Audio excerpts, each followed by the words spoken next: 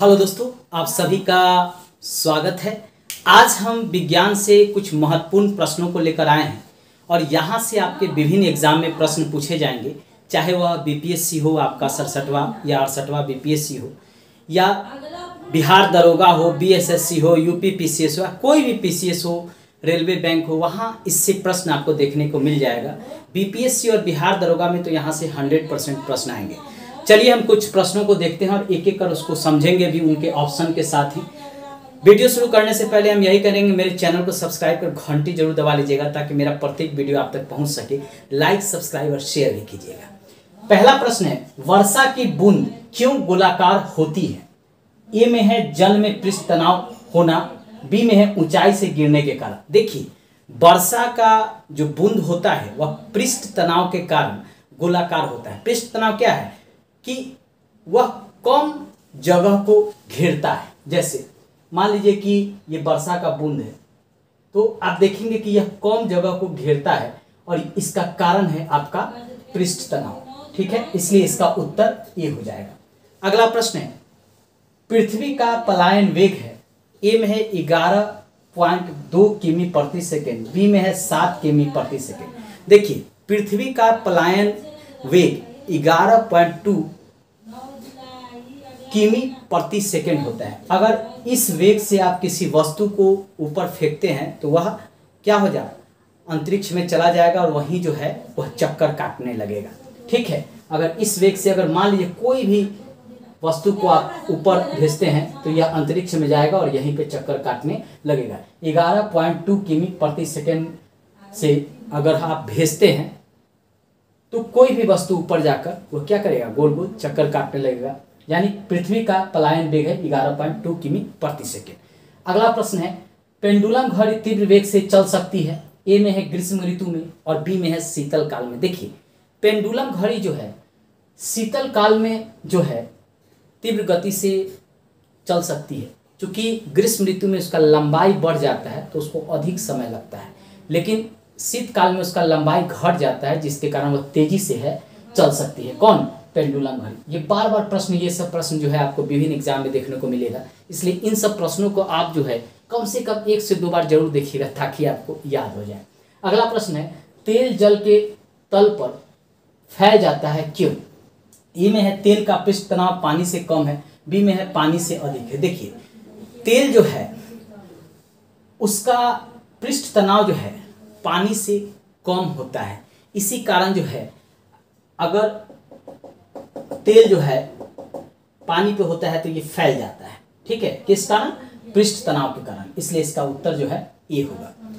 ये प्रश्न बार बार पूछा जाता है। अगला प्रश्न है, साबुन के बुलबुले के अंदर का दाब ए में है वायुमंडलीय दाब से अधिक है, बी में है कम है। देखिए, साबुन के अंदर का बुलबुले का जो अंदर का दाब होता है वह वायुमंडलीय दाब से अधिक होता है। मान लीजिए ये साबुन का बुलबुला है और इधर जो इस पर दबाव पड़ रहा है उससे इसके भीतर का जो दाब है वह अधिक होता है।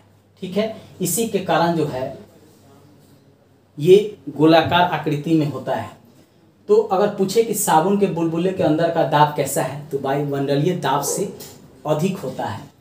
अगला प्रश्न है, बत्ती वाले स्टोव में केरोसिन की बत्ती में ऊपर चढ़ने का कारण क्या है? तेल जो है केरोसिन की बत्ती में ऊपर चढ़ जाता है, उसका कारण है पृष्ठ तनाव।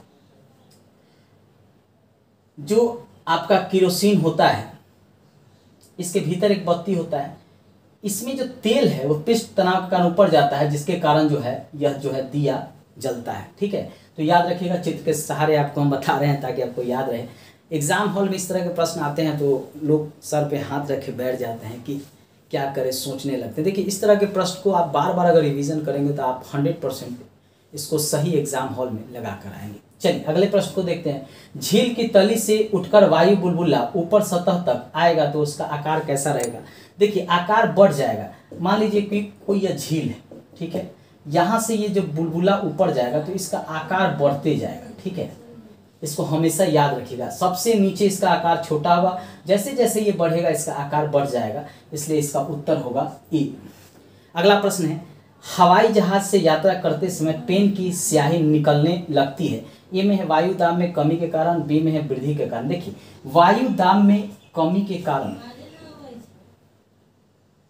पेन से स्याही जो है निकलने लगता है। आपको पता होगा कि ऊंचाई पर जाने पर वायु दाब जो है धीरे धीरे कम होते जाता है। क्या होते जाता है? धीरे धीरे कम होते जाता है। सबसे नीचे सबसे अधिक, फिर उससे जैसे ऊपर हम जाएंगे यह कम होते जाएगा। इसीलिए हवाई जहाज में कोई यात्रा कर रहा है तो उसके पेन से जो है स्याही रिसने लगता है वायु दाब में कमी के कारण। चलिए कुछ और प्रश्नों को हम देखते हैं। अगला प्रश्न है ऑटोमोबाइल के हाइड्रोलिक ब्रेक के कार्य करने का सिद्धांत है। ए में है बर्नौली का सिद्धांत, बी में है पास्कल का सिद्धांत। इसका उत्तर होगा पास्कल का सिद्धांत। पास्कल का सिद्धांत होता है कि सभी जगह जो है उसका दबाव जो है एक समान होता है। यानी अगर ये ब्रेक मारता है तो इसका दबाव चारों तरफ बराबर होगा। यह पास्कल का नियम के अनुसार सही होता है। ठीक है, चलिए अगला प्रश्न है वायु दाब मापी की रीडिंग में अचानक गिरावट किसका संकेत है? तो अगर मान लीजिए ये वायु दाब मापी है, इसका रीडिंग अगर अचानक गिरावट हो जाए तो तूफानी मौसम आने की संभावना अधिक होती है। अगला प्रश्न है बर्फ जमी झील के अंदर मछलियां जीवित रहती हैं क्यों? इसका कारण है कि बर्फ के नीचे जो पानी होता है वह 4 सेल्सियस पे होता है, यानी वह जमा हुआ नहीं रहता है। ऐसे स्थिति में मछलियों को ऑक्सीजन मिलता रहता है। इसलिए इसका उत्तर होगा झील की तली में जल का न जमना। अगर जल नहीं जमेगा तो स्वाभाविक सी बात है ऑक्सीजन जो है उनको मिलता रहेगा मछलियों को, तो जीवित रहेंगे। अगला प्रश्न है किस ताप पर पानी का घनत्व अधिकतम होता है? 4 डिग्री सेल्सियस पर अधिकतम होता है और उसके ऊपर कम होते जाता है। कभी कभी यहाँ माइनस देता है, प्लस देता है, याद रखिएगा प्लस। अगला है लोहे की झील पारे पर क्यों तैरती है और पानी में डूब जाती है? देखिए लोहे का घनत्व पानी से अधिक होता है और पारा से कम होता है, इसीलिए जो है लोहे का कील जो है पारे पर तो तैरता है लेकिन पानी में डूब जाता है। चलिए अगला प्रश्न है बादलों के वायुमंडल में तैरने का कारण क्या हो सकता है?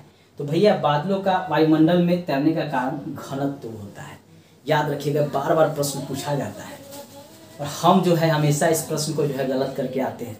तो ऐसे प्रश्न को गलत ना करें, क्योंकि ये सब प्रश्न काफ़ी आसान होता है। थोड़ा समझ विकसित कर लें तो आप आसानी से इसको हल कर सकते हैं। अगला प्रश्न है आइसबर्ग का कितना भाग समुद्र की सतह से ऊपर तैरता है? देखिए 1/9 भाग जो है ऊपर तैरता है। 1/9 का अर्थ है कि 90% नीचे और 10% जो है बर्फ का ऊपर तैरता रहता है। ठीक है, मान लीजिए ये बर्फ है तो इसका मात्र 10% ऊपर तैरेगा, बाकी ये जो है पानी के अंदर रहेगा। ठीक है, आइसबर्ग। अगला प्रश्न है पानी के एक गिलास में बर्फ का टुकड़ा तैर रहा है, बर्फ गलने पर पानी की सतह पर क्या प्रभाव पड़ेगा? उतना ही रहेगा। मान लीजिए कि ये कोई गिलास है, ठीक है, इसमें ये पानी है, इसके ऊपर बर्फ तैर रहा है, तो ये उतना ही रहेगा।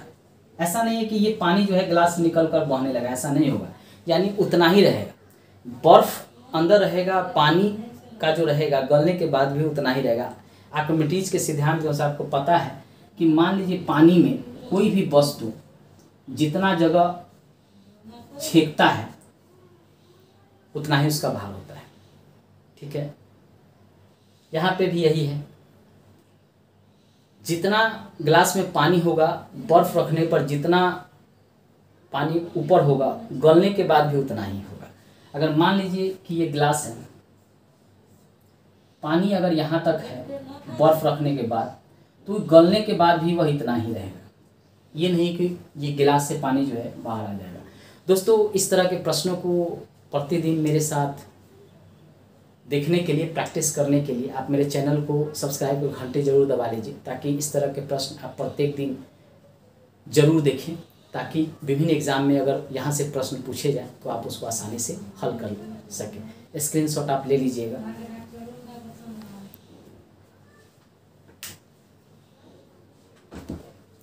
धन्यवाद दोस्तों, बाय बाय।